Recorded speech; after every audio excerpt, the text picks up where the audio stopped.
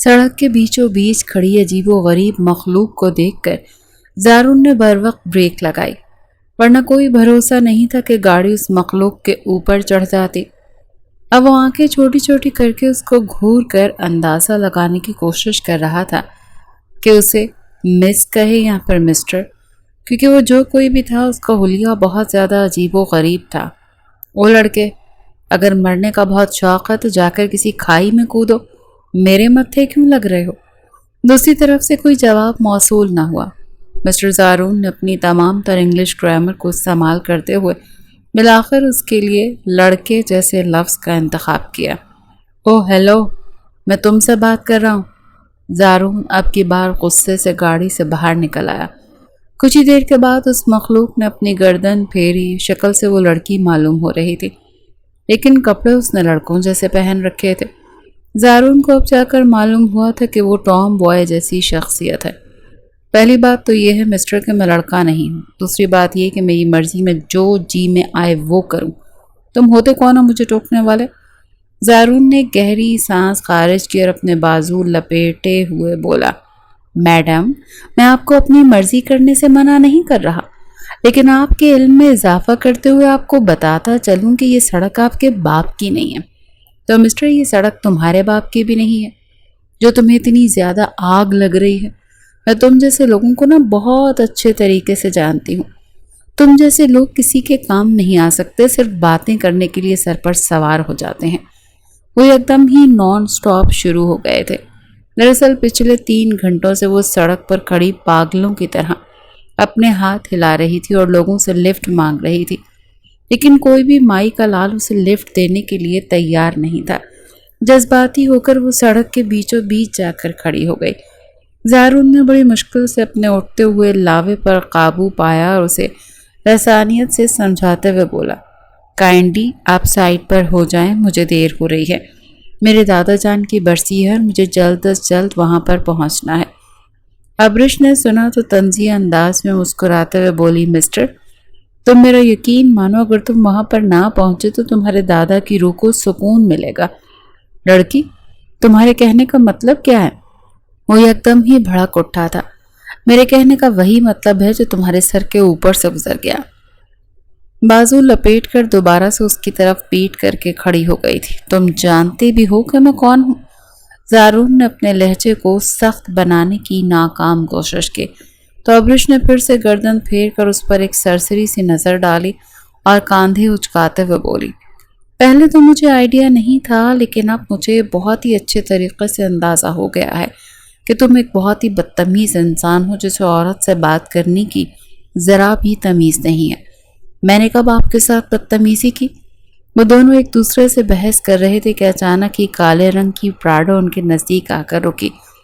وہ دونوں اس گاڑی کی طرف متوجہ ہو گئے۔ گاڑی سے نیچے اترنے والی شخصیت کو جیسے ہی ابرش نے دیکھا تو وہ فوراً پہچان گئی۔ اس کے چہرے پر خوف کے سائے لہرانے لگے تھے اور اگلے ہی پل وہ زارون کے پیچھے جا کر چھپ گئی۔ اس کا وجود خوف سے لرزنے لگا تھا۔ پلیز مجھے ان لوگوں سے بچا لو، مجھے ان لوگوں کے حوالے مت کرنا۔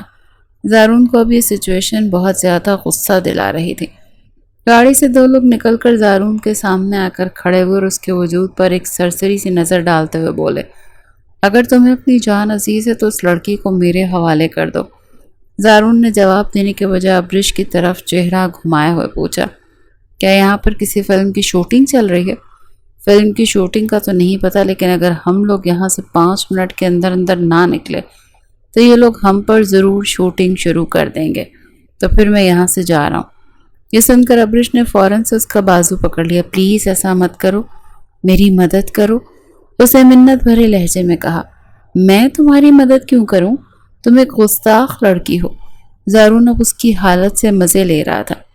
پہلے وہ لڑکی دبنگ بنی کھڑی اس کو آنکھیں دکھا رہی تھی اور اب وہ بھیگی بلی بن کر اس کے پیچھے چھپنے کی کوشش کر رہی تھی۔ دونوں گارڈز نے انہیں آپس میں کھسر پسر کرتے ہوئے دیکھا تو ایک نے آگے بڑھ کر ابرش کا بازو پکڑنے کی کوشش کی، لیکن اس سے پہلے ہی زارون درمیان میں اس کا ہاتھ پکڑ کر اس کے چہرے پر ایک زوردار مکہ رسید کر چکا تھا۔ ان دونوں کے پاس گنز بھی موجود تھی، لیکن زارون نے بر وقت پھرتی دکھاتے ہوئے ان دونوں کو ہی زمین پر گرا دیا تھا۔ جبکہ ابرش سائڈ پر کھڑی تھر تھر کانپ رہی تھی۔ اگر اپنی جان بچانی ہے تو جلدی سے گاڑی میں آ کر بیٹھو اور مجھے بتاؤ کہ یہ سب کچھ کیا چل رہا ہے۔ زارون نے اسے آنکھیں دکھاتے ہوئے دھمکی دی تو وہ فوراً سے فرنٹ سیٹ پر بیٹھ گئی تھی۔ اس کا جسم ابھی بھی خوف سے لرز رہا تھا۔ زارون نے تیزی سے گاڑی آگے بڑھائی۔ دونوں وہاں سے کافی دور آ چکے تھے۔ ابرش نے پہلی بار اس کی گاڑی پر غور کیا تھا، جو نئے ماڈل کی بہت ہی مہنگی گاڑی تھی۔ ابرش کو شدت سے کچھ غلط ہونے کا احساس ہوا۔ اس کے چہرے کے اثرات کو بدلتا ہوا دیکھ کر زارون نے دھیمے سے انداز میں مسکراتے ہوئے اسے تسلی دی۔ فکر مت کرو، میرا ان لوگوں کے ساتھ کوئی واسطہ نہیں ہے۔ تو پھر تم کون ہو؟ اس نے سرسراتے ہوئے لہجے میں زارون سے پوچھا تو وہ گہرے انداز میں مسکرا دیا۔ اس سے پہلے تم مجھے بتاؤ بدتمیز لڑکی کہ تم کون ہو؟ ابرش ایک دم ہی خاموش ہو گئی تھی۔ گزرے ہوئے لمحات کسی فلم کی طرح اس کی نظروں کے سامنے گھومنے لگے تھے۔ وہ ایک ایسا سچ تھا جس سے وہ خود بھی نظریں چراتی تھی۔ ماضی کے مناظر اس کی نظروں کے سامنے گھومنے لگے۔ ابرش کو بچپن ہی سے امیر ہونے کا بہت شوق تھا، لیکن اس کی بدقسمتی یہ تھی کہ اس نے غریب گھر میں آنکھ کھولی تھی۔ اس کے بابا ایک معمولی سے کلرک تھے اور اس کی امی ہاؤس وائف تھی۔ وہ اپنے گھر والوں کی اکلوتی بیٹی تھی، لیکن اس کے خواب بہت اونچے تھے اور ان خوابوں کو پورا کرنے کے لیے وہ کسی بھی حد سے گزر جانے کے لیے تیار تھی۔ کالج کے ختم ہونے کے بعد اس نے ضد کر کے شہر کے سب سے بڑی یونیورسٹی میں ایڈمیشن لیا تھا۔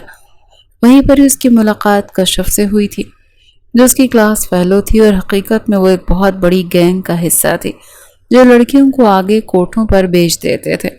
ابرش کو اپنے جال میں پھنسانا اس کے لیے بہت آسان تھا۔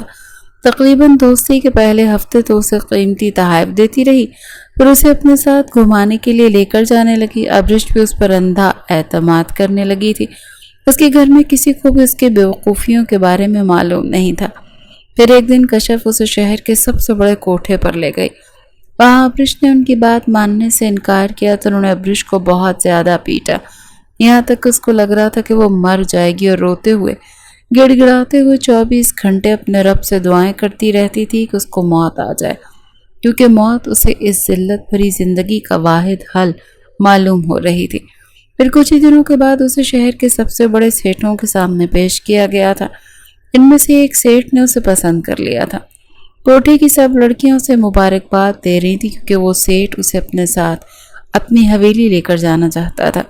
جس دن وہ اس کے ساتھ رخصت ہو رہی تھی اس دن وہ بھاگ نکلی، اور اس کی قسمت اچھی تھی کہ وہ اس علاقے سے نکل آئی تھی، اور اب پچھلے کئی دنوں سے وہ سب لوگوں سے چھپ رہی تھی۔ جہاں تک اس کے ماں باپ کا سوال تھا تو وہ لوگ بھی اپنے پرانے گاؤں واپس چلے گئے تھے، مگر وہ جانتی تھی کہ اگر وہ اپنے گھر گئی تو اس کے ساتھ ساتھ اس کے امی ابو کی زندگی کو بھی خطرہ ہوگا۔ اس نے ایک بار کسی سے موبائل لے کر اپنی ماں کو ایک بار کال کرنے کی کوشش کی تھی تو شمسہ بیگم نے اسے صاف الفاظ میں یہ بات واضح کر دی تھی کہ تم ہمارے لیے مر چکی ہو، دوبارہ کبھی بھی رابطہ کرنے کی کوشش مت کرنا، ہم تمہاری شکل بھی نہیں دیکھنا چاہتے۔ اس دن جو زیور اس نے پہنے ہوئے تھے وہ سارے بیچ دیے تھے، اور ان پیسوں سے وہ کچھ دن تک ہاسٹل میں رہی تھی، اور اب وہ یہاں اس اجنبی گاڑی میں موجود تھی جس کے بارے میں وہ کچھ بھی نہیں جانتے تھے۔ اسے یوں ہی سوچوں میں ڈوبا ہوا دیکھ کر زارون خاندادہ نے اس کے سامنے چٹکی بجائی تو فوراً سے ہوش کی دنیا میں آئی اور دھیمے انداز میں مسکراتے ہوئے بولی، اصل میں وہ میرے بابا کے دشمن ہیں جو میرے پیچھے پڑے ہوئے ہیں۔ زارون غور سے اس کی آنکھوں میں دیکھ رہا تھا جہاں پر خوف کا ایک سمندر موجود تھا۔ تمہارے بابا کہاں پر ہیں؟ اس نے سرسری سی لہجے میں سوال کیا۔ وہ اب اس دنیا میں نہیں رہے، یہ کہہ کر ابرش نے اپنے لب بھینچ لیے اور دل ہی دل میں وہ اپنے آپ کو گالیوں سے نواز رہی تھی۔ زارون نے کوئی جواب نہیں دیا۔ اس نے گاڑی کی سپیڈ مزید تیز کر دی۔ مجھے بتاؤ کہ تمہیں کہاں پر ڈراپ کرنا ہے؟ اس کے سوال پر وہ یکدم ہی خاموش ہو گئی تھی۔ میں تم سے پوچھ رہا ہوں چھوٹی لڑکی، مجھے بتاؤ کہ تمہیں کہاں پر ڈراپ کرنا ہے؟ اس نے اپنا لہجہ تھوڑا سا سخت بنایا تو ابرش ہڑبڑا کر ہوش کی دنیا میں آئی۔ مجھے نہیں پتا، میرا تو اس پوری دنیا میں کوئی بھی نہیں ہے۔ زارون نے یکدم ہی گاڑی کو بریک لگائے تھے۔ وہ حیرت سے اس کے چہرے کی طرف دیکھ رہا تھا۔ تمہارے کہنے کا کیا مطلب ہے؟ دیکھو، اگر تو تم نے مجھے بیوقوف سمجھا ہوا ہے نا تو یہ تمہاری سب سے بڑی غلط فہمی ہے۔ میں تمہیں کسی بھی صورت اپنی حویلی لے کر نہیں جانے والا۔ ابھی اور اسی وقت میری گاڑی سے نیچے اترو۔ اس کا پارا یکدم ہی غصے سے ہائی ہو گیا تھا، جبکہ ابرش نے چھوٹے بچوں کی طرح پھوٹ پھوٹ کر رونا شروع کر دیا تھا۔ پلیز ایسا مت کرو، مجھے یہاں پر اکیلا مت چھوڑو، وہ لوگ مجھے جان سے مار دیں گے، میں اس جہنم میں واپس نہیں جانا چاہتی۔ وہ لوگ بہت ظالم ہیں، تمہیں نہیں پتا ان لوگوں نے میرے ساتھ کیا کیا ظلم کیے ہیں۔ وہ دوبارہ سے ہذیانی انداز میں چلانے لگی تھی۔ گزرے ہوئے لمحات کسی فلم کی طرح اس کی نظروں کے سامنے گھوم رہے تھے، اور ادھر زارون کو اپنا سر درد سے پھٹتا ہوا معلوم ہو رہا تھا۔ اس نے ایک سرد نظر اس کے وجود پر ڈالی۔ ابرش کی آنکھیں اسے گہری خنجر کی طرح اپنے دل میں چبھتی ہوئی محسوس ہوئیں۔ اس نے ایک گہری سانس خارج کی اور اپنا سر اسٹیئرنگ پر رکھ دیا۔ مجھے ان لوگوں کے بارے میں بتاؤ، میں ان کے بارے میں ڈیٹیلز نکلواتا ہوں اور ان کو پولیس کے حوالے کرتا ہوں۔ وہ دوبارہ کبھی بھی تمہیں پریشان نہیں کریں گے۔ یہ سن کر ابرش عجیب سے انداز میں مسکرا دی تھی۔ انہوں نے میری آنکھوں کے سامنے پولیس والوں کو صرف اور صرف 50,000 دیے تھے تاکہ وہ مجھے اپنے ساتھ لے کر جا سکے، اور تمہیں پتہ ہے پولیس نے کیا کیا؟ اس نے ان سے وہ 50,000 لے لیے۔ یہ کہہ کر وہ پھر سے خاموشی سے آنسو بہانے لگی۔ کیا وہ ایک بار پہلے بھی پکڑے جا چکے ہیں؟ زارون نے اس کے وجود پر گہری نظر ڈالتے ہوئے کہا تو ابرش گڑبڑا گئی اور اپنے آپ کو کمپوز کرتے ہوئے بولی، ہاں، لیکن میں ان کے چنگل سے بچ کر آ گئی تھی۔ تم پلیز مجھے صرف کچھ عرصے تک اپنے پاس رہنے کی اجازت دے دو، بس کچھ دن، جب تک وہ لوگ دور نہیں جاتے۔ میں آپ کی بہت شکر گزار رہوں گی، پھر میں خود اپنا راستہ دیکھ لوں گی۔ اس نے باقاعدہ طور پر زارون کے سامنے ہاتھ جوڑ دیے تھے، کیونکہ ابھی کچھ دیر پہلے جو کچھ ہوا تھا اس کے بعد وہ بہت زیادہ ڈر گئی تھی۔ اس کو لگ رہا تھا کہ سیٹ پاشا کے لوگوں نے اس کا پیچھا چھوڑ دیا، لیکن اب وہ محفوظ ہے، مگر یہ اس کی غلط فہمی تھی۔ سیٹ تو ہر پل اس پر نظر رکھے ہوئے تھا۔ زارون نے گہری سانس خارج کی اور فیصلہ کن انداز میں بولا، ٹھیک ہے، میں تمہاری مدد کرنے کے لیے ضرور تیار ہوں، لیکن بدلے میں تم نے بھی میرا ایک کام کرنا ہوگا۔ تم حویلی میں جا کر کسی کو بھی اپنے بارے میں کچھ بھی نہیں بتاؤ گی۔ میں نے کہوں گا تم میرے ایک دوست کی بیوہ ہو جو صرف اور صرف 6 مہینوں تک حویلی میں رہے گی۔ یہ سن کر ابرش نے یکدم ہی اپنے سینے پر ہاتھ رکھ لیا اور رونا بھول کر تڑپتے ہوئے لہجے میں بولی، خدا کا خوف کرو، تم ابھی تو میری شادی بھی نہیں ہوئی اور تم نے مجھے پہلے ہی بیوہ بنا دیا۔ زارون نے جواب میں سے خون خوار انداز میں گھورا اور تیکھے لہجے میں بولا، تمہیں میرے ساتھ چلنا ہے یا نہیں؟ یہ سن کر زور و شور سے ہاں میں سر ہلانے لگی۔ اپنے بیگ کو اس نے ایک بار پھر سے کس کر اپنے سامنے سینے سے لگا لیا تھا۔ ویسے تم مجھ پر کیسے یقین کر سکتی ہو؟ مجھے اس بات پر بھی حیرت ہو رہی ہے، میں کوئی غلط انسان بھی تو ہو سکتا ہوں، تو میرے بارے میں جانتی ہی کیا ہو؟ وہ اب سنجیدگی سے اس سے سوال کر رہا تھا۔ وہ دیکھنا چاہتا تھا کہ محترمہ کس حد تک سمجھدار ہے۔ دوسری طرف ابرش نے انتہائی معصومیت سے آنکھیں ٹمٹماتے ہوئے کہا، تم نے ان گھٹیا لوگوں سے میری جان بچائی تھی۔ جو مرد میری عزت بچا سکتا ہے وہ کیسے میری عزت کا دشمن ہو سکتا ہے؟ یہ کہہ کر وہ پھر سے خاموش ہو گئی تھی، جبکہ زارون کے دماغ میں بڑے بڑے گھنٹے بج رہے تھے۔ اس کی نظروں کے سامنے بار بار اس کے دادا جان کا چہرہ گھوم رہا تھا، جن سے جھوٹ بولنا واقعی میں بہت مشکل کام تھا۔ یا اللہ، میں کس مصیبت میں پھنس گیا ہوں، وہ زیر لب بڑبڑایا۔ ابرش نے پھر سے تیز لہجے میں جواب دیا، آپ فکر مت کریں، اس کا اللہ آپ کو بہت ہی بڑا اجر دیں گے، اور میں بھی آپ کے لیے ڈھیر ساری دعائیں کروں گی۔ زارون نے کوئی بھی جواب نہیں دیا تھا۔ ابھی تک آپ نے مجھے اپنے بارے میں نہیں بتایا کہ آپ کون ہیں۔ میرا نام زارون ہے، یہاں علاقے میں سب لوگ مجھے جانتے ہیں، تمہیں گھبرانے کی ضرورت نہیں، اور تمہارا حلیہ تو مجھے سرداروں والا لگ رہا تھا۔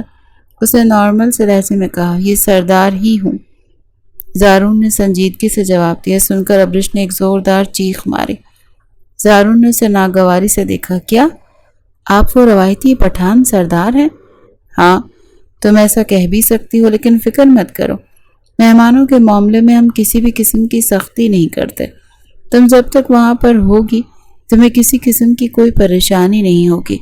اب خاموشی سے بیٹھنا، میرے سر میں بہت درد ہے، مجھے لگ رہا ہے کہ تمہیں اپنے سر پر سوار کر کے میں نے کوئی بہت بڑی مصیبت اپنے گلے میں ڈال دی ہے۔ ابرش بس خاموشی سے آنسو پینے لگی تھی۔ और खिड़की से बाहर देखने लगी थी। गाड़ी एक बहुत ही बड़ी शानदार हवेली के सामने आकर रुकी थी। हवेली के लाउंज में सब लोग खुशखपियों में मसरूफ थे, लेकिन जैसे ही उन्होंने ज़ारून के साथ एक अजनबी लड़की को आते हुए देखा तो सबको सांप सूंघ गया था। दादा जान अपनी जगह पर उठ खड़े हुए उनके माथे पर बलों से पड़ गए थे। ज़ारून ने मुलाजमा को इशारा किया कि बीबी को लेकर कमरे में जाओ। इसके बाद वो दादा जान की तरफ मुतवज्जे हो गया। ये क्या चीज़ उठा कर ले आए हो तुम? ज़ारून के दादा ने उसे खा जाने वाली नज़रों से देखते हुए कहा, तो दूसरी तरफ ज़ारून ने गहरी सांस खारिज की। अगली पल उससे जो कहानी मोहतरमा को याद करवाई थी वही दादा जान को भी सुना दी। इसका वीज़ा एक्सपायर हो चुका है, अगले 6 महीने तक इसका लंदन का वीज़ा लगेगा। मेरे यार ने मुझे इसकी जिम्मेदारी सौंपी है। इसके ख़ानदान के लोगों पर भरोसा नहीं किया जा सकता, क्योंकि मेरे दोस्त ने मरने से पहले सारी जायदाद अपनी बीवी के नाम लगाई है, इसीलिए इसकी जान को खतरा है। मैं चाहता हूँ कि जब तक वो यहाँ पर है तब तक सब लोग उसका बहुत ज़्यादा ख्याल रखें और उसकी इज्जत करें। दादा जान ये सुनकर काफ़ी हद तक मुतमईन हो गए थे, जबकि ज़ारून की अम्मी ने भी उसके कांधे को थपकते हुए मुस्कुराते हुए कहा, फिक्र मत करो, मैं इस बच्ची का बहुत ज़्यादा ख्याल रखूँगी, तुम किसी भी चीज़ की टेंशन ना लो। दादा जान ने भी कोमल बेगम की हाँ में हाँ मिलाई थी। बहू ठीक कह रही है, इस बच्ची को इंशाल्लाह यहाँ पर कोई मसला नहीं होगा, बस इसका हुलिया थोड़ा सा दुरुस्त करने की ज़रूरत है। ये सुनकर वो गड़बड़ाते हुए लहजे में बोला, जी जी दादा जान, आप इस चीज़ की टेंशन ना लें, आप इसे जो कुछ भी पहनाएंगे वो पहन लेंगी। आपको तो पता है वो लंदन से आई है और फिर वहाँ पर जिस तरह की ड्रेसिंग होती है। हाँ हाँ मैं समझ गया। खैर ये सब छोड़ो, तुम भी अब ज़रा सरदारी संभालो, मुझसे अब ये सब कुछ नहीं होता है। कल जाकर मुंशी से मिलना, वो तुम्हें ज़मीनों का हिसाब किताब बताएगा और फिर उसके बाद पटवारी के पास भी जाना है। दादा जान हवेली के मामलात लेकर बैठ गए थे और दूसरी तरफ अब्रिश शीशे के सामने खड़ी अपने आप को देख रही थी। उसने अपने सर से विग उतार कर रख दी थी। उसके लंबे स्याह बाल उसकी कमर पर फैले हुए थे, जबकि कुछ बाल उसके कांधे पर भी बिखरे हुए थे। वो बेहद हसीन थे, इसमें कोई शक नहीं था कि वो किसी का भी ईमान डगमगाने की सलाहियत रखती थी। अपने इसी हुस्न को छुपाने के लिए तो उसने लड़के की तरह हुलिया बनाने की कोशिश की थी, लेकिन इसके बावजूद भी जो भी उसकी भूरी गहरी आंखों में देखता डूब जाता। तवाइफ नहीं। उसने शीशे में अपने अक्स को देखा और अपने चेहरे को थपकते हुए धीमे से लहजे में बोली। उसकी आंखें दोबारा से आंसुओं से भीग गई थी। मैं तवाइफ नहीं। दूसरी बार भी अपने आप को देखते हुए उसने यही जुमला अदा किया था। इसके बाद वो अपने चेहरे को जोरों से पीटने लगी थी। उसको लग रहा था कि उसका दिल फट जाएगा। मैं दोबारा कभी भी उस कोठे पे नहीं जाऊंगी। वो अपने आप को तसल्लियां दे रही थी। मेरा इस गंदगी से और वहाँ के लोगों से कोई ताल्लुक नहीं। बादशाह कभी भी मुझे नहीं ढूंढ पाएगा। ये कहकर उसने अपने बालों को जोर जोर से खींचना शुरू कर दिया था। मैं अभी भी एक पाक दामन लड़की हूँ, मुझ पर किसी के नाम का धब्बा नहीं लगा। अब वो अपने पूरे जिस्म को जोर जोर से रगड़ रही थी। इसको लग रहा था कि अभी भी उसके जिस्म पर पाशा का लम्स मौजूद है। उसका कमरे का दरवाज़ा खुला और कोमल बेगम अंदर दाखिल हुई। अब्रिश की हालत को देखकर उन्हें अपना दिल फटता हुआ महसूस हुआ था। दूसरी तरफ अब्रिश भी सहम कर दीवार के साथ चिपक कर बैठ गई थी और तेज़ी से नफ़ी में गर्दन हिलाने लगी। वो इस वक्त अपने होशो हवास में नहीं थे। उसे लग रहा था कि कोठे की मालकिन नीलम बाई उसका जिस्म खरीदने के लिए उसके पास आई हैं। मुझे तुम्हारे साथ नहीं जाना, मुझे छोड़ दो, खुदा का वास्ता मेरी जान छोड़ दो, मैं ये सब कुछ नहीं कर सकती। उसने ऊंची ऊंची आवाज़ में चिल्लाना शुरू कर दिया था। कोमल बेगम ने अगले ही पल उसे अपने गले से लगाया और उसके कांधे को प्यार से थपकने लगी। शोर की आवाज़ सुनकर सब हवेली वाले भी वहाँ पर पहुँच गए थे। अब्रिश के वक्त दुपट्टे से बेनियाज बिखरे हुए बाल और सूजी हुई आंखों से वो बहुत ही तकलीफ में मालूम हो रही थी। ज़ारून ने जब उसका ये हुलिया देखा तो उसे अपना दिल धड़कता हुआ महसूस हुआ। वो लड़की वाकई में हद से ज़्यादा दिलकश थी। ज़ारून के दिल की बीट मिस हुई। दूसरी तरफ अब्रिश भी एकदम होश की दुनिया में वापस आई اسے شدت سے کچھ غلط ہونے کا احساس ہوا۔ اب وہ چور نظروں سے کومل بیگم کی طرف دیکھ رہی تھی، جن کی آنکھوں میں اس کے لیے صرف اور صرف ہمدردی تھی۔ وہ کوئی چھوٹی بچی نہیں تھی جو اس کی حالت دیکھ کر نہ سمجھتی کہ اس کے ساتھ کیا ہوا ہے۔ دادا جان نے فکر مندی سے پوچھا، بچے تم ٹھیک تو ہو؟ تو اس کے بولنے سے پہلے ہی کومل بیگم بول پڑی، ہاں یہ بالکل ٹھیک ہے، بس اس کی طبیعت تھوڑی سی خراب ہے، میں اس کا دھیان رکھتی ہوں، آپ لوگ یہاں سے جائیں۔ کچھ ہی دیر میں حویلی والے وہاں سے نکل گئے تھے۔ اب اس کے کمرے میں صرف کومل بیگم اور ابریش ہی رہ گئے تھے۔ بچے آپ ٹھیک تو ہو؟ کومل بیگم نے پیار سے اس کے سر پر ہاتھ رکھتے ہوئے کہا تو ابریش کا دل کیا کہ وہ زور سے ان کے گلے لگ جائے اور اپنے اوپر بیتی ہوئی داستان انہیں سنا دے، جس کو وہ کئی مہینوں سے اپنے سینے میں دبا کر بیٹھی ہوئی تھی۔ لیکن وہ جانتی تھی کہ اگر اس نے سچ بتا دیا تو سب لوگ اسے گندی نظروں سے دیکھنے لگیں گے، وہ اس کے کردار پر شک کریں گے، وہ اس کو اس کی اپنی ہی نظروں میں گرا دیں گے۔ میں بالکل ٹھیک ہوں، یہ کہہ کر ابریش نے بے دردی سے اپنے آنسو صاف کر دیے تھے۔ کومل بیگم نے آگے بڑھ کر اسے خود ہی اپنے سینے سے لگایا اور اس کے بالوں میں انگلیاں چلاتے ہوئے بولی، میں جانتی ہوں کہ تمہارا نقصان بہت بڑا ہے، اپنے شوہر کو کھونا، وہ بھی اس قدر جوانی میں، ایک بہت بڑی آزمائش ہے، لیکن تم فکر مت کرو، سب کچھ ٹھیک ہو جائے گا، میرا رب تمہیں سنبھال لے گا، تم اپنے رب پر بھروسہ رکھو۔ ابریش کچھ بھی نہیں بولی تھی، بلکہ وہ بھیگے سے انداز میں مسکرا دی تھی۔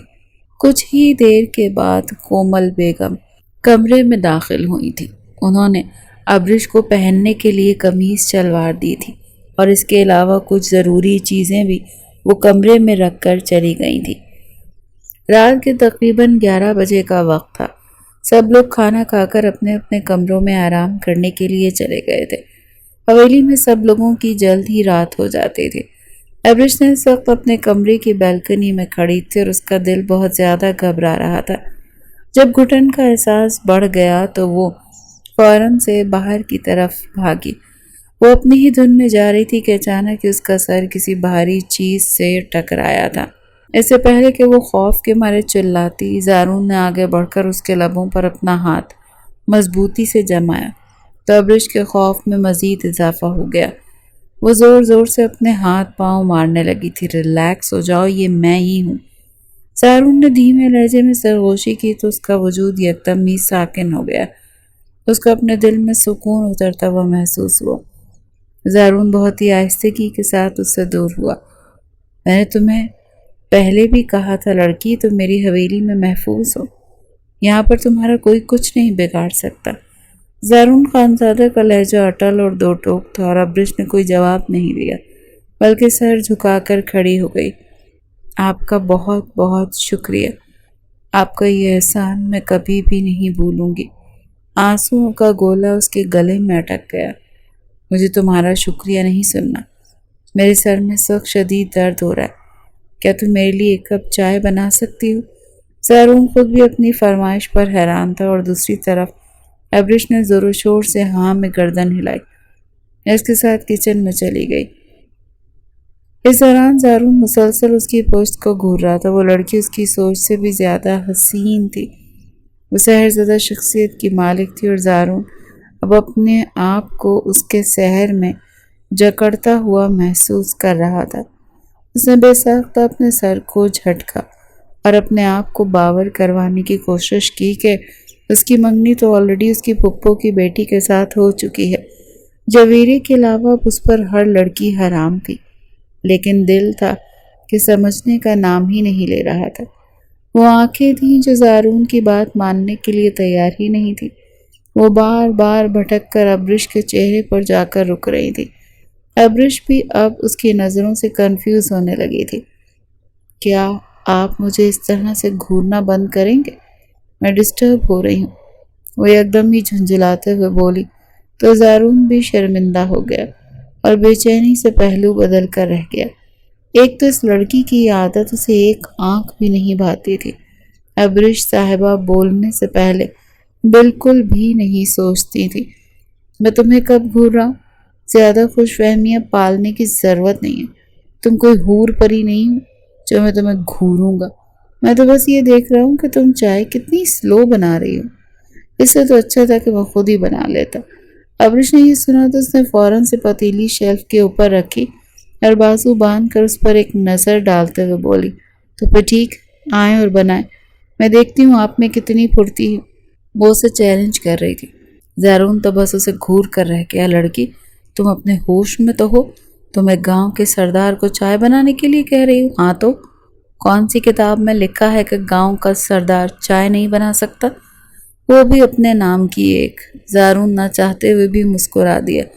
ابرش کو لگا کہ وہ اس کو کورا سا جواب دے گا، لیکن زارون نے فرما بردار بچوں کی طرح فوراً سے چائے کی پتیلی اٹھائی اور اس میں پانی ڈال کر چولہے کے اوپر چڑھا دی۔ اس کے بعد اس میں باقی چیزیں ڈالنے لگا، جبکہ وہ منہ کھولے اسے کام کرتے ہوئے دیکھ رہی تھی۔ کہ تمہیں چائے بنانی آتی ہے لڑکے؟ میں نے اپنی زندگی کے 6 سال لندن میں گزارے ہیں، وہاں پر میں سارے کام خود ہی کیا کرتا تھا، بس یہاں پر آ کر مجھے آرام کرنے کی عادت پڑ گئی، اور تمہیں تو پتہ ہے کہ ہمارے پاکستان میں مردوں کے کام کرنے کا تھوڑا سا معیوب نظروں سے دیکھا جاتا ہے، وہ بھی جب کوئی سردار کام کرے۔ یہ کہہ کر اس نے طنزیہ انداز میں مسکراتے ہوئے سر جھٹکا۔ لیکن مجھے یہ سب کچھ عجیب نہیں لگتا، اور اس معاملے میں میری بیوی بہت زیادہ خوش رہے گی۔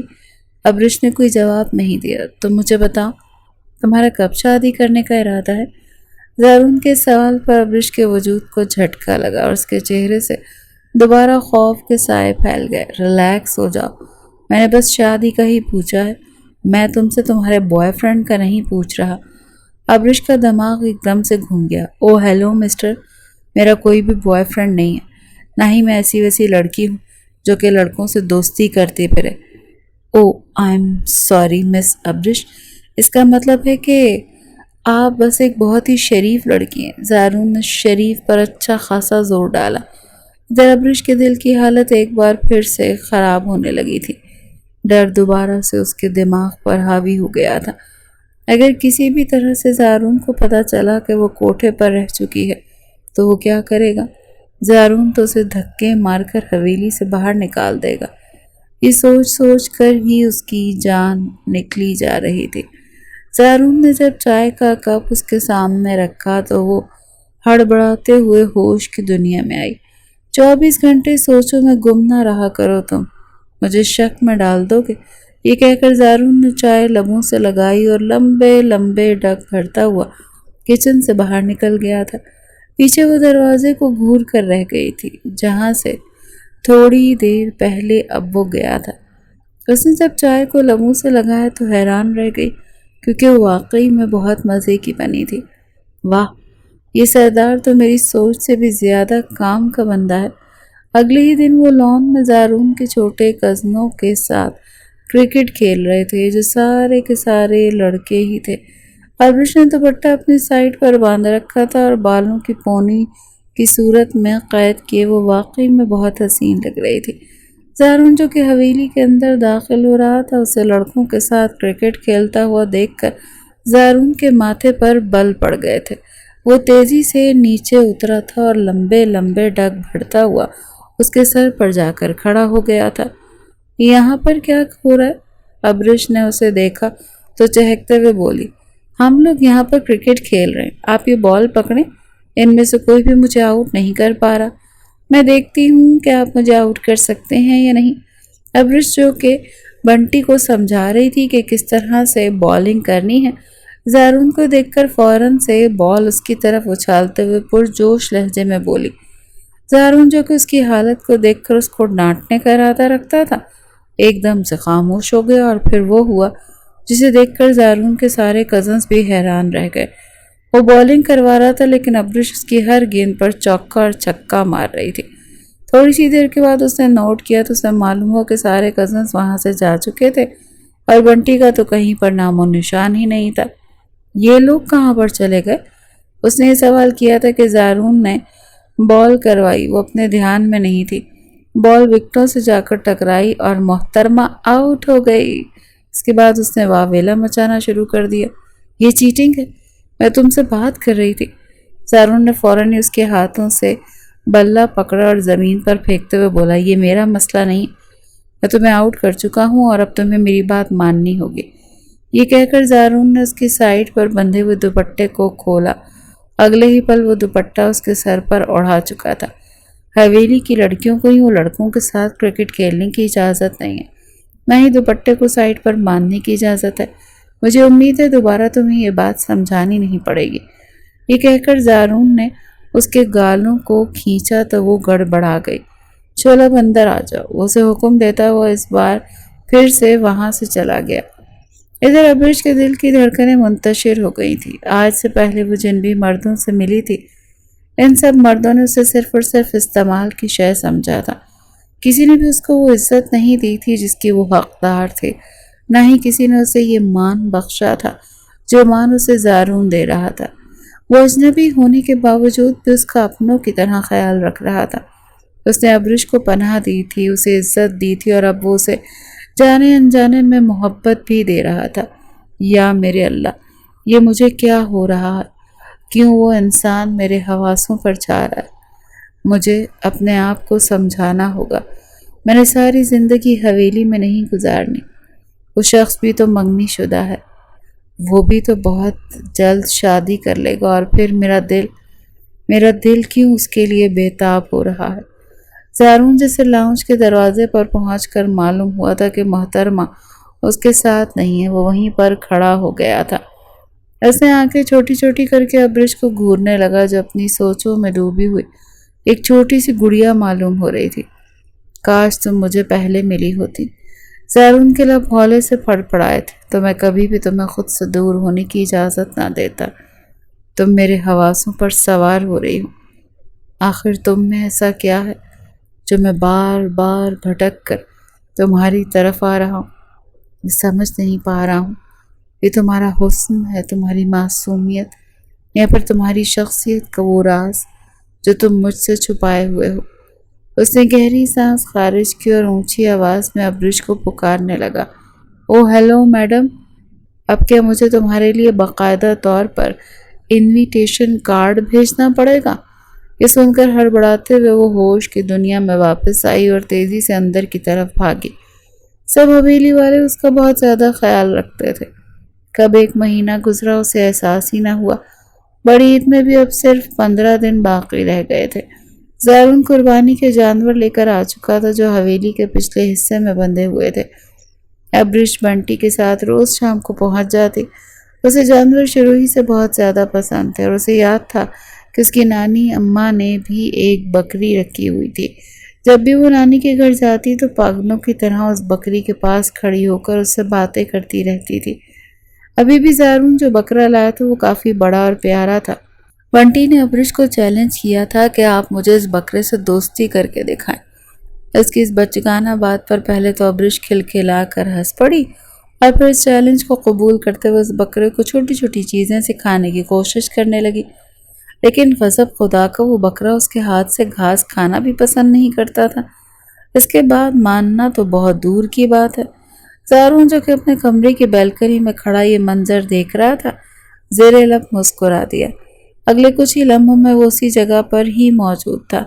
جیسے اس نے بکرے کو اپنی طرف متوجہ کیا، وہ فوراً سے بھاگتا ہوا اس کے پاس گیا اور اس کے ہاتھ سے گھاس کھانے لگا۔ ابرش جو کہ کافی دیر سے اسے کم ہیئر سٹ ڈاؤن اور پتہ نہیں کیا کیا بول رہی تھی، زارون کی اس حرکت پر اس کا منہ کھلا کا کھلا رہ گیا۔ یہ تم نے کیسے کیا؟ وہ حیرت کا اظہار کرتے ہوئے بولی۔ یہ میرے برٹش ایکسنٹ کا کمال ہے مس ابرش۔ زارون نے یہ کہہ کر فخریہ انداز میں اپنے کالر کو اونچا کیا اور دوبارہ سے برٹش ایکسنٹ میں بکرے کو مخاطب کرنے لگا۔ اگر گاؤں کے لوگ اپنے سردار کو یہ حرکتیں کرتے ہوئے دیکھ لیتے تو ضرور غش کھا کر بے ہوش ہو جاتے، کیونکہ وہ شخص باقی دنیا کے لیے بہت ہی سنجیدہ مزاج تھا۔ ان کے سامنے مسکراتا بھی بہت کم تھا۔ ہنسنا اور اس طرح کی بچگانہ حرکتیں کرنا تو بہت دور کی بات تھی، اور جہاں تک حویلی کے لوگوں کا اور اس کے کزنوں کا سوال تھا تو وہ ان پر بھی 24 گھنٹے صرف روب ہی جماتا تھا۔ صرف ابرش تھی جس کے سامنے اس کا سینس آف ہیومر کام کرتا تھا، ورنہ اس کی چھوٹی فیمیل کزنیں تو اسے جلاد اور ہٹلر کہہ کر پکارتی تھی۔ ابرش کو جب یہ پتہ چلا تو وہ اپنے پیٹ پر ہاتھ رکھ کر کھل کھلا کر بہت زیادہ ہنسی تھی اور ان کی ہاں میں ہاں ملاتے ہوئے بولی، تم لوگ بالکل ٹھیک کہہ رہے ہو، وہ شخص واقعی میں کسی ہٹلر سے کم نہیں ہے۔ ابھی ابھی زارون کی چالاکی پر وہ آنکھیں چھوٹی چھوٹی کر کے اسے گھور رہی تھی۔ یہ آپ کے برٹش ایکسنٹ کا کمال نہیں ہے، یہ کہہ کر اس نے فوراً ہی زارون کے ہاتھوں سے بسکٹ کا پیکٹ نکالا اور اس کی آنکھوں کے سامنے لہراتے ہوئے بولی، یہ اس کا کمال ہے۔ اور میں اس کی کھر کھر کی آواز بھی سن رہی تھی۔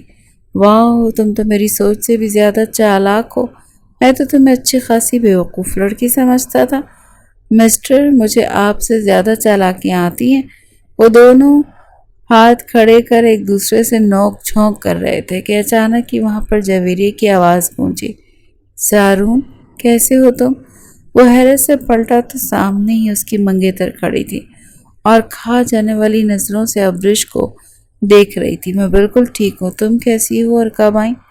زارون نے اپنے لہجے کو پرجوش بنانے کی ناکام کوشش کی۔ میں بھی بالکل ٹھیک ہوں۔ کیا یہ وہی آپ کی دوست کی بیوہ ہے؟ جویریہ نے جلے ہوئے انداز میں پوچھا تو زارون نے مضبوطی سے لب بھینچ لیے۔ ہاں، یہ وہی ہے۔ لگتا ہے آپ دونوں میں کافی اچھی دوستی ہو گئی ہے۔ اس کے لہجے میں جلن صاف واضح تھی تو ابرش نے اسے سلام کیا، مگر جویریہ نے کوئی جواب نہیں دیا اور زارون کو دیکھتے ہوئے بولی، میں اندر دادی جان کے پاس جا رہی ہوں، آپ بھی ذرا اندر چلیں، مجھے آپ سے ڈھیر ساری باتیں کرنی ہیں۔ وہ لاڈ بھرے لہجے میں بولی۔ ابرش کو اپنا آپ وہاں پر مس فٹ معلوم ہو رہا تھا۔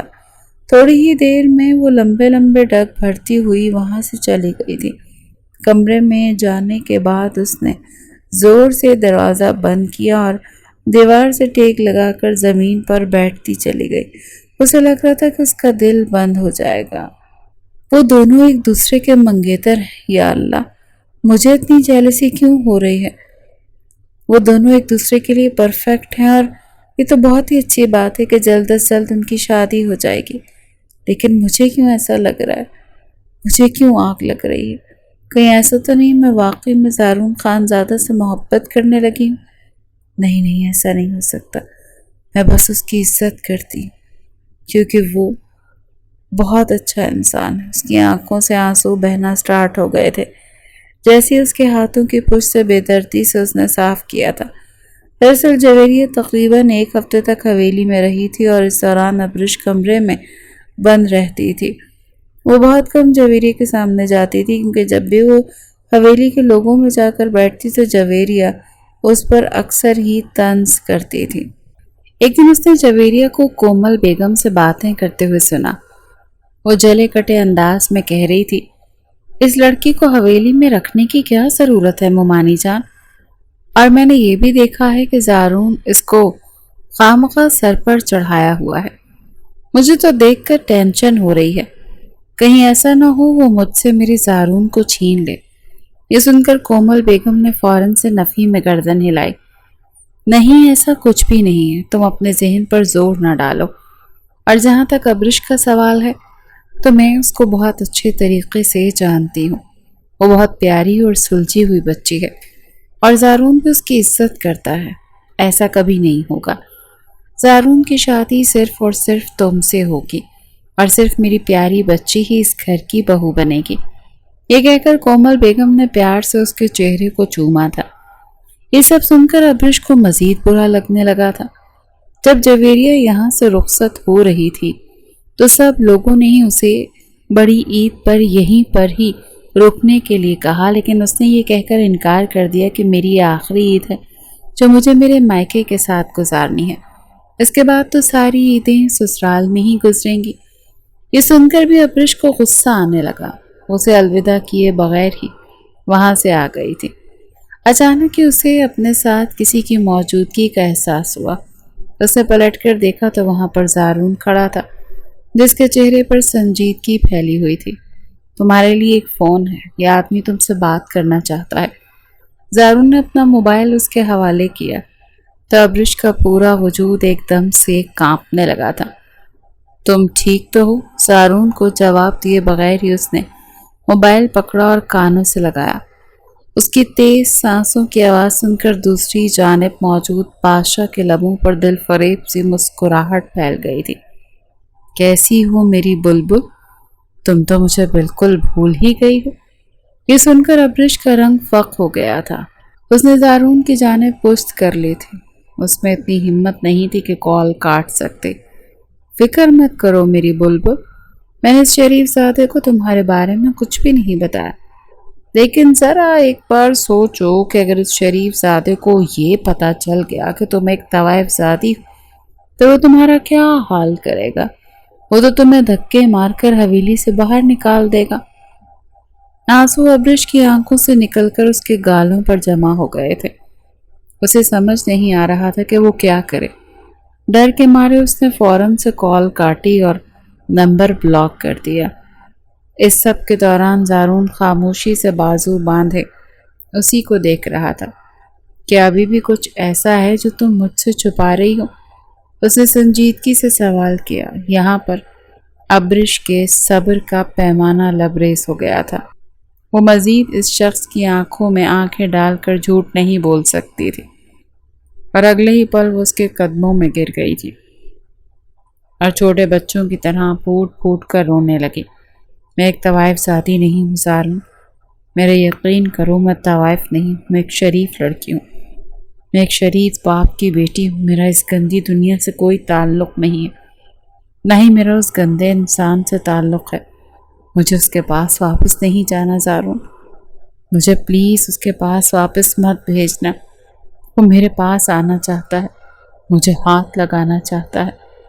ज़ारून, मुझे उसके लम्स से घिन आती है, मुझे उस शख्स से नफ़रत है। वो मुझे अपनी रखेल बनाकर रखना चाहता है, मुझे किसी की रखेल नहीं बनना। वो धाड़े मार मार कर रोने लगी थी। ज़ारून उसकी बात सुनकर अपनी जगह पर जम गया था, और अगले ही पल उसने अब्रिश को कांधों से पकड़कर उठाया और उसे ज़ोर से अपने सीने से लगा लिया। अब्रिश अब उसकी शर्ट को अपनी मुट्ठियों में भींचे मुसलसल आंसू बहा रहे थे, जबकि ज़ारून प्यार से उसकी कमर को थपक रहा था। वो चाहता था अब्रिश के दिल में जितना भी डर है वो सब आज बाहर निकला, और वो सिर्फ और सिर्फ उसको सुनना चाहता था। मुझे उस इंसान के हवाले मत करना ज़ारून, मैं गंदी लड़की नहीं हूँ। अब्रिश ने थोड़ी ही देर के बाद उसके चेहरे की तरफ देखते हुए धीमे लहजे में कहा। तो ज़ारून ने उसका चेहरा अपने हाथों के प्याले में लिया। मैं जानता हूँ तुम एक पाक और शरीफ लड़की हो, मुझे तुम्हारे किरदार पर कोई शक नहीं, ना ही मैं किसी की बातों पर यकीन करने वाला हूँ। मेरे बस तुमसे ये चाहता हूँ कि तुम मुझे सब कुछ हकीकत बता दो। जो कुछ भी सच है मैं वो तुम्हारे मुंह से सुनना चाहता हूँ। क्या तुम मुझ पर भरोसा करके मुझे सब कुछ सच सच बताओगी? ये सुनकर अब्रिश ने तकलीफ के मारे आंखें बंद कर ली। मैंने आपसे झूठ बोला था, वो मेरे पापा के दुश्मन नहीं, वो मेरे दुश्मन। वो रात मुझे आज भी याद है। वो मुझे घसीटते हुए लेकर गए थे, मैं उनकी मिन्नतें कर रही थी, मैंने उनके पाँव भी पकड़े थे कि मुझे छोड़ दो, मगर उन्होंने मुझे नहीं छोड़ा। ज़ारून, उन्होंने मुझे कहा कि मुझे मर्दों के दिल बहलाने होंगे, मुझे इस जिस्म फरोशी करनी होगी। वो मेरे जिस्म को बेचना चाहते थे मेरी मर्जी के खिलाफ। मैं फिर भी नहीं मानी तो उन्होंने मुझे बहुत मारा। ज़ारून, ये यहाँ देखें, ये निशान आज भी मौजूद है, ये देखें। वो अपनी आस्तीनें उठाकर उसे वो ज़ख्म दिखा रही थी, और दूसरी तरफ ज़ारून को अपना दिल फटता हुआ महसूस हो रहा था। वो लड़कियों से हमेशा ही से हंसती खिलखिलाती अच्छी लगती थी। वो तो सोच भी नहीं सकता था कि उसके ऊपर ये सब कुछ गुजरा है। ज़ारून ने उसे दोबारा से अपने सीने से लगाया। एक आंसू ज़ारून की आंखों से टूटकर उसके बालों में जज्ब हो गया। अब कोई भी तुम्हें हाथ नहीं लगा पाएगा, और ये मेरा वादा है तुमसे। और जिसने भी तुम्हें तकलीफ़ दी है, मैं वादा करता हूँ कि मैं उस इंसान को जहन्नम वासिल करूँगा, मैं उसकी सांसें उन पर तंग कर दूँगा। अब्रिश भी मुसलसल रोए जा रही थी। उसने ज़ारून को सब कुछ बता दिया। वो अपनी गलती भी तस्लीम कर रही थी कि उसे दौलत की चकाचौंध देखकर अपने हवास नहीं खोने चाहिए थे। उसे इतना बेवकूफ़ नहीं बनना चाहिए था कि किसी लड़की के महंगे तवाइफ के पीछे छुपे मतलब को ही न समझ पाती। ज़ारून ने उसका हाथ थामा, वो उसे लेकर कमरे में जाने लगा کہ سامنے کھڑی کومل بیگم کو دیکھ کر اس کے قدم زمین پر جم گئے۔ ابرش بھی خوف سے اس کے پیچھے جا کر چھپ گئی تھی۔ کومل بیگم کے چہرے پر بلا کی سنجیدگی تھی۔ یہ معاملہ جتنا جلدی ہو سکے ختم کرو، تمہارے دادا جان کو پتہ چل گیا تو وہ حویلی سر پر اٹھا دیں گے۔ انہوں نے صرف اتنا ہی کہا تھا اور پلٹ گئی۔ زارون نے ایک نظر ابرش پر ڈالی اور آنکھوں میں آنکھوں تسلی دی۔ اس کے بعد اس نے خود ہی پاشا کو کال کی۔ کیا تمہیں پتہ چل گیا اس لڑکی کی حقیقت؟ پاشا نے خباثت بھرے انداز میں ہنستے ہوئے کہا۔ اب میری رکھیل کو میرے حوالے کر دو، اتنے عرصے سے میں اس کے پیچھے پاگل ہو رہا ہوں۔ ایک بار وہ لڑکی میرے ہاتھ لگے پھر تم دیکھو میں اس کے ساتھ کرتا کیا ہوں۔ زارون کا پارا تو یکدم ہائی ہو گیا تھا۔ وہ لڑکی تو دور کی بات، تمہیں اس کے سر کا ایک بال بھی نہیں دوں گا۔ میں تمہیں صرف یہ کہنا چاہتا ہوں کہ اپنی اوقات میں رہو، اور جہاں تک تمہیں کال کرنے کا سوال ہے تو میں تمہیں صرف اتنا بتانا چاہتا ہوں کہ تمہاری تو الٹی گنتی اب شروع ہو گئی ہے۔ جو کچھ تم نے میری عورت کے ساتھ کیا ہے اس سب کا تمہیں حساب دینا ہوگا۔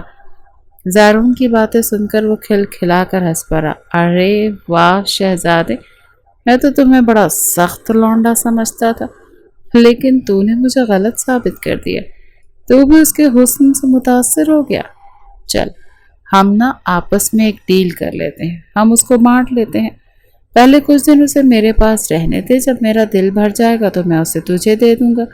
چل میرا بچہ اب راضی ہو جا۔ پاشا، لگتا ہے تمہیں اپنی موت سے ملنے کے زیادہ ہی کچھ جلدی ہے۔ فکر مت کرو، تمہیں زیادہ دیر انتظار نہیں کرنا پڑے گا۔ اگلے ہی پل زارون نے کال کاٹ دی۔ اس نے اپنے ایک ڈی ایس پی دوست کو فون ملایا۔ جب اس نے پاشا کے بارے میں بتایا تو ارسلان نے ایک پل کے لیے خاموشی اختیار کی۔ مجھے معاف کرنا، اس معاملے میں ہم لوگ کچھ بھی نہیں کر سکتے۔ وہ تو سرکار سے بھی اوپر کی چیز ہے، جتنے بھی بڑے بڑے آفیسرز ہیں اس نے ان سب کو ہی خریدا ہوا ہے۔ میں بھی اگر اس کے خلاف جانے کی کوشش کروں گا تو مجھے بھی اپنی نوکری سے ہاتھ دھونا پڑے گا۔ میں اس کو خود تو نہیں پکڑ سکتا، لیکن اس کو پکڑنے میں اتنی مدد ضرور کر سکتا ہوں۔ باقی تو اپنے حساب سے اسے جو بھی سزا دے دے، میں اس معاملے میں تیرا ساتھ دوں گا، کیونکہ اس نے بہت سی معصوم لڑکیوں کی زندگیاں برباد کی ہیں۔ ارسلان کی بات سن کر زارون کافی حد تک مطمئن ہو گیا تھا، کیونکہ وہ بھی یہی چاہتا تھا کہ جلد از جلد پاشا کو اس کے کیے کی سزا دے دے۔ تو دوسری طرف رات کے وقت کومل بیگم نے زارون خانزادہ کو اپنے کمرے میں بلایا۔ آپ جتنا جلدی ہو سکے اس لڑکی کو اس حویلی سے نکالو۔ اگر تمہارے دادا جان کو پتہ چل گیا کہ ہم نے ایک طوائف زادی کو اپنی حویلی میں جگہ دی ہوئی ہے تو تم سوچ بھی نہیں سکتے کہ وہ کتنی بڑی قیامت کھڑی کر دیں گے۔ اماں خدا کا واسطہ سوچ سمجھ کر بات کریں، وہ طوائف نہیں لیکن وہ کوٹھے پر رہ چکی ہے، کومل بیگم نے سختی سے جواب دیا۔ انہوں نے اپنے بیٹے کی آنکھوں میں اس لڑکی کے لیے جو چمک دیکھی تھی اس کے بعد وہ بہت زیادہ خوف زدہ ہو گئی تھی۔ وہ جانتی تھیں کہ اس میں ابرش کا کوئی قصور نہیں، وہ بے گناہ ہے، لیکن بیٹے کے سامنے اس لڑکی کی سائیڈ لے کر وہ اپنے بیٹے کو مزید شے بھی نہیں دینا چاہتی تھی۔ لیکن ادھر زارون ان کی ایک بھی بات سننے کے لیے تیار نہیں ہو رہا تھا۔ اماں، اگر آپ مجھے دادا جان کے نام کی دھمکی دے رہی ہیں تو میں آپ کو بتا دوں کہ میں ان سے ڈرتا نہیں ہوں۔ میں گاؤں کا سردار ہوں، میں اپنی مرضی کا مالک ہوں، اور جو مجھے بہتر لگے گا میں وہی کروں گا۔ اور جہاں تک ابرش کی عزت کا سوال ہے تو اب میں اس پر ایک آنچ بھی نہیں آنے دوں گا۔ اور آپ اس کے داغدار ہونے کی بات کرتی ہیں؟ میں سمجھتا ہوں کہ داغدار ان لوگوں کی سوچ ہے جو اسے غلط سمجھ رہے ہیں۔ کومل بیگم تو بالکل خاموش ہو گئی تھی۔ زارون نے جب یہ دیکھا کہ معاملہ تھوڑا سا نرم پڑ گیا تو اس نے اپنی امی کے ہاتھوں کو اپنے ہاتھوں میں لیا اور دھیمے سے بولا، آپ ایک عورت کی حیثیت سے جانتی ہیں کہ کسی عورت کے لیے اس کی عزت کتنی قیمتی ہوتی ہے، اور اگر وہ واقعی میں ایسی ویسی لڑکی ہوتی تو آج پاشا سے چھپ نہیں رہی ہوتی، بلکہ اس کی حویلی میں بیٹھ کر عیاشی کر رہی ہوتی۔ وہ ایک پاک دامن ہے اور اس کی پاک دامنی کی گواہی میں خود بھی دینے کے لیے تیار ہوں۔ یہ کہہ کر وہ کمرے سے باہر نکلنے ہی لگا تھا کہ کومل بیگم نے کھوئی کھوئی سی آواز میں گونجی، اور جویریہ، اس کا کیا ہوگا؟ کیا تم نے اس کے بارے میں ذرا بھی نہیں سوچا؟ یہ سن کر زارون کے قدموں کو بریک لگی۔ وہ مجھ سے بھی زیادہ بہتر انسان ڈیزرو کرتی ہے، جو شخص اسے بے تحاشا محبت کرتا ہو۔ میں تو شروع ہی سے اس کے قابل نہیں تھا۔ وہ ٹوٹ جائے گی زارون، کومل بیگم نے تڑپ کر کہا، لیکن امی، جو کچھ آپ کہہ رہی ہیں وہ میں نہیں مان سکتا، کیونکہ ابرش بھی ٹوٹ جائے گی، اور اگر وہ لڑکی ٹوٹی تو میں بھی ٹوٹ جاؤں گا۔ جویری کی زندگی تو ویسے بھی برباد ہو جائے گی، آپ کیوں چاہتی ہیں کہ 3 لوگوں کی زندگیاں تباہ ہو جائے؟ یہ سن کر کومل بیگم نے بے ساختہ اپنے دل پر ہاتھ رکھا۔ یہ تم کس طرح کی باتیں کر رہے ہو؟ میں بھلا ایسا کیوں چاہوں گی؟ تو پھر ٹھیک ہے امی، مجھے وہی کرنے دیں جو مجھے بہتر لگ رہا ہے، اور مجھ پر پورا بھروسہ رکھیں۔ زارون نے اس رات ابرش کو بھی یقین دلایا تھا کہ وہ اس کو انصاف دلائے گا۔ اس کے بعد زارون نے ارسلان سے رابطہ کیا۔ ان کا ارادہ آج ہی پاشا کو اس کی حویلی سے اٹھانے کا تھا، لیکن یہ کام اتنا آسان نہیں تھا۔ اگلے کئی دنوں تک وہ اس کی حویلی کا محاصرہ کرتے رہے۔ وہ تقریباً 12 گارڈز کی ہمراہی میں حویلی سے باہر نکلتا تھا۔ 24 گھنٹے اس کے ارد گرد آدمی موجود ہوتے تھے۔ ارسلان کی مدد اس کے ایک سینئر آفیسر کر رہا تھا، جو کہ بہت ہی ایماندار انسان تھا۔ انہوں نے ہی ایک انڈر کور ایجنٹ کو انٹرنیشنل سیلر کے طور پر پاشا کے پاس بھیجا تھا، جس نے اسے دگنی قیمت آفر کی تھی۔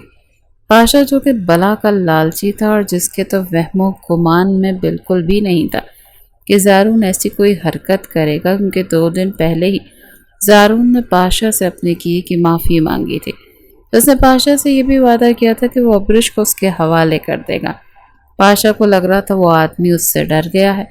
اسے اپنی طاقت پر بہت زیادہ غرور تھا، اور یہ خفیہ میٹنگ گودام میں رکھی گئی تھی۔ وہاں پر ارسلان نے پہلے ہی کیمرے وغیرہ لگا دیے تھے۔ پاشا کو سچ بولنے کے لیے اکسانا کوئی مشکل کام نہیں تھا۔ وہ حد سے زیادہ جذباتی انسان تھا۔ جیسے اس انڈر کور ایجنٹ نے پاشا کی کمینگیوں کی تعریفیں کرنا شروع کی اور اس کے ماضی کے حوالے سے سوال کرنے لگا، تو پاشا نے بھی اسے پرجوش ہو کر سب کچھ بتا دیا کہ کیسے اس نے بڑی بڑی منشیات کی، اور کیسے وہ ہیومن کرتا ہے، اور کیسے بڑی بڑی یونیورسٹیز میں ہیومن ٹریفکنگ کو چالاکی سے ہی کاروبار کرتا ہے، جو لالچی اسٹوڈنٹس کو پیسوں کا لالچ دے کر انہیں اپنا مہرہ بنا کر استعمال کرتا ہے، جو اس کے لیے مزید لڑکیاں لاتے ہیں، اور کیسے ہر سال وہ سینکڑوں لڑکیوں کو دوسرے ملک اسمگل کرتا ہے۔ صرف یہی نہیں، پاشا نے یہ بھی راز فاش کر دیا تھا کہ وہ ڈپریشن کے ڈرگز یونیورسٹی کے اسٹوڈنٹس کو بھی شروع میں کم قیمت میں بیچتا ہے، اور پھر جب وہ عادی ہو جاتے ہیں تو قیمت بڑھا دیتا ہے، اور پھر وہ مجبور ہو جاتے ہیں اور دوسرے لوگوں کو بھی اس سب میں شامل کرنے لگتے ہیں، جس پر انہیں کمیشن ملتا ہے، اور پھر آہستہ آہستہ وہ اس دلدل میں پھنس جاتے ہیں۔ اور اس سے اسے ابرش کو بھی تذکرہ کیا کہ وہ اس کے چنگل سے نکل کر بھاگ گئی تھی، لیکن وہ بہت جلد اسے ڈھونڈ کر اسی گودام میں تڑپا تڑپا کر مارنا چاہتا ہے۔ ارسلان جانتا تھا کہ عدالت کو ہمیشہ ہی سے ثبوت چاہیے ہوتے ہیں۔ وہ چھپی چھپائی ہوئی باتوں پر یقین نہیں کرتی، اور اسے یقین تھا کہ اس بار یہ ثبوت بہت ہی ٹھوس ثابت ہوں گے۔ لیکن اگر دوبارہ سے پاشا عدالت کے چنگل سے نکل گیا تو اسے خود اپنے طریقے سے سزا دیں گے۔ ارسلان نے اس کے خلاف خفیہ رپورٹ درج کی تھی، اور پھر اگلے ہی کچھ دنوں میں پولیس کی اور دیگر فورسز کی ایک بھاری نفری پاشا کو پکڑ کر لے گئی تھی، جو کہ سب سے زیادہ خطرناک مجرم ڈکلیئر کیا گیا تھا۔ اس بار اسے اس کے اثر و رسوخ بھی نہیں بچا پائے تھے۔ اس کی ریکارڈنگز پورے سوشل میڈیا پر وائرل ہو گئی تھی، اور یہیں پر ہی اس کی ہار ہو چکی تھی، کیونکہ سب لوگ اس کے خلاف آواز اٹھا رہے تھے، اور زارون شروع ہی سے یہی تو چاہتا تھا۔ وہ جانتا تھا کہ اگر ایک بار پاشا کی حقیقت سوشل میڈیا پر پہنچ گئی تو وہ اپنے انجام کو بھی پہنچ جائے گا۔ جتنے زیادہ لوگوں کو اس کے بارے میں پتہ چل رہا تھا، وہ لوگ اس کے خلاف آواز اٹھا رہے تھے۔ اور پھر جس دن پاشا کو سزائے موت ہوئی، اس دن سینکڑوں معصوم لڑکیوں کو اور کئی مجبور لڑکوں کو انصاف مل گیا تھا۔ ابرش بھی بہت زیادہ خوش تھی۔ زارون نے ابرش کے ماں باپ کو بھی اس پر بیتی ہوئی ساری داستان کے بارے میں بتا دیا تھا۔ آمنہ بیگم بہت زیادہ شرمندہ تھی اور بچوں کی طرح رو رہی تھی۔ پھر جب وہ ابرش سے ملی تو انہوں نے اسے اپنے سینے سے لگا لیا اور اس سے معافیاں مانگنے لگی۔ ابرش بھی رو رو کر ان سے معافی مانگ رہی تھی کہ ایک ایسا نہیں کرنا چاہیے تھا انہیں۔ وہ زارون کے حد سے زیادہ شکر گزار تھی۔ زارون کچھ ہی دیر میں وہاں سے جا چکا تھا اور ابرش خاموشی سے بیٹھی بند دروازے کو دیکھ رہی تھی۔ کیا وہ ہمیشہ ہمیشہ کے لیے چلا گیا تھا؟ ابرش نے اپنے آپ سے سوال کیا۔ اس کا جواب اس کے پاس نہیں تھا۔ اس کی طبیعت ایک دم سے ہی خراب ہونے لگی تھی۔ زارون نے اپنے کچھ گارڈز اس کی حفاظت کے لیے اس کے گھر کے آس پاس کھڑے کیے ہوئے تھے تاکہ ابرش کو دوبارہ کوئی نقصان پہنچانے کی کوشش نہ کرے۔ ابرش کو اس کے گھر چھوڑنے کے فوراً بعد وہ جویریہ کے پاس پہنچا۔ اس نے فیصلہ کیا تھا کہ وہ دو ٹوک انداز میں جویریہ کو سب سچ بتا دے گا۔ ابھی جب اس نے جویریہ کے سامنے اپنی محبت کا اظہار کیا تو جویریہ کی آنکھیں پتھرا گئیں۔ وہ پھیکے سے انداز میں مسکرانے لگے اور پھر عجیب سے انداز میں ہنسنے لگی۔ تمہیں یہ بات شاید تھوڑی سی عجیب لگے زارون، لیکن مجھے اس بارے میں اسی دن ہی پتہ چل گیا تھا جس دن میں نے تمہیں اس لڑکی کے ساتھ ہنستے ہوئے اور باتیں کرتے ہوئے دیکھا تھا۔ تم نے زندگی کے ان بیتے ہوئے سالوں میں ایک بار بھی مجھ سے اس طرح سے باتیں نہیں کی تھی، نہ ہی تم مجھے اس طرح سے دیکھتے تھے جیسے تم ابرش کو دیکھتے ہو۔ تمہاری آنکھوں میں اس کے لیے پسندیدگی تھی اور محبت کی چمک تھی، لیکن اس کے باوجود بھی میں یہ بات ماننے کے لیے تیار نہیں تھی کیونکہ مجھے اپنی خوبصورتی پر گھمنڈ تھا۔ مجھے لگ رہا تھا میں خاندان کی سب سے خوبصورت لڑکی ہوں، اور بھلا تم ایک خوبصورت لڑکی کو کیسے انکار کر سکتے ہو؟ کوئی بیوقوف ہی ہوگا جو مجھ جیسی حسیناؤں پر اس پاگل اور کم عقل ابرش کو ترجیح دے گا، لیکن میں غلط تھی۔ خیر، اگر تو تمہیں لگتا ہے کہ میں روؤں گی، پیٹوں گی اور تم سے منتیں کروں گی، یہ ایسا مت کرو تو یہ تمہاری غلط فہمی ہے۔ میرے ماں باپ نے مجھے یہ سب کچھ نہیں سکھایا، اور کیا ہوا جو تم مجھے نہیں ملے؟ ایک پورا جہان باقی ہے، اور تم کیا مجھ سے شادی سے انکار کرو گے؟ میں خود تم سے شادی سے انکار کرتی ہوں۔ میں کسی ایسے شخص کو اپنی زندگی میں شامل کر کے تڑپ تڑپ کر زندگی نہیں گزار سکتی جس کے دل میں کسی اور کا بسیرا ہو۔ میں کسی ایسے شخص کی زندگی میں جاؤں گی جس کی کل کائنات صرف اور صرف میں ہوں۔ وہ رونا نہیں چاہتی تھی، لیکن اس کے باوجود بھی آنسو بہہ رہے تھے۔ زارون کو بہت افسوس ہو رہا تھا۔ وہ جانتا تھا کہ وہ غلط کر رہا ہے، لیکن وہ خود بھی بے بس تھا۔ دوسری طرف وہ خوش تھا کہ کم از کم جویریہ نے عقل مندانہ فیصلہ لیا ہے۔ دوبارہ مجھے کبھی بھی اپنی شکل مت دکھانا مسٹر زارون، یہ کہہ کر وہ سیڑھیاں چڑھتے ہوئے اپنے کمرے کی طرف بھاگ گئی تھی۔ اسے پتا تھا کہ اس سب سے نکلنے میں اسے بہت ٹائم لگ جائے گا، لیکن اسے یہ بھی یقین تھا کہ وہ اپنے آپ کو سنبھال لے گی۔ وہ نہیں چاہتی تھی کہ اس کا شمار ان بیوقوف لڑکیوں میں ہو جو محبت میں دھوکہ ملنے پر اپنی زندگی تباہ کر دیتی ہیں۔ وہ اپنے آپ کو سنبھال کر اپنے آپ کو مضبوط بنانا چاہتی تھی، جو کہ اسے سکھایا گیا تھا۔ حویلی میں دادا جان اور باقی سب لوگ بھی زارون سے بہت زیادہ خفا تھے، لیکن زارون نے بھی کسی ایک ہی رٹ لگائی ہوئی تھی کہ وہ صرف اور صرف ابرش سے نکاح کرے گا۔ ادھر ابرش 24 گھنٹے زارون کے بارے میں ہی سوچتی رہتی تھی۔ اس نے دوبارہ سے یونیورسٹی میں ایڈمیشن لے لیا تھا، اور یہ سب کچھ اس کے لیے مشکل تو تھا، لیکن آگے پڑھنے کے لیے ضروری بھی تھا۔ پھر جب ایک دن وہ یونیورسٹی سے واپس آئی تو صحن میں زارون کو دادا جان کے ساتھ بیٹھا ہوا دیکھ کر حیران رہ گئی۔ اسے دیکھتی ہی دادا جان نے اس کے سر پر ہاتھ رکھا اور پیار بھرے لہجے میں بولے، بس اب جلد از جلد ہماری بیٹی کو ہمارے حوالے کر دیں، ہم سے مزید انتظار نہیں ہوتا۔ ابرش نے بے یقینی سے زارون کو دیکھا، جس کی آنکھوں میں محبت کی چمک موجود تھی۔ اس کے ماں باپ بھی بہت زیادہ خوش تھے کہ ان کی بیٹی کی شادی اچھی جگہ پر ہو رہی ہے۔ ابرش کو ایک بات تو سمجھ میں آ چکی تھی کہ جو انسان کے نصیب میں ہو وہ انسان کو مل کر ہی رہتا ہے، اور یہ دعا وہ واحد چیز ہے جو نصیب بدل دیتی ہے۔ جس پیسے اور جن حویلیوں اور جائیدادوں کے پیچھے وہ بھاگتی تھی، آج وہ سب چیزیں اس کے قدموں میں آ گئی تھیں۔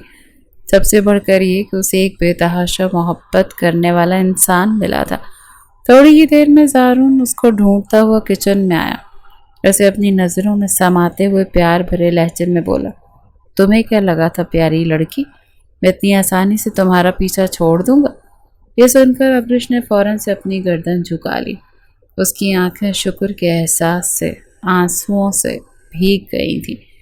میں آپ کے لیے پرفیکٹ نہیں۔ اور جویریہ؟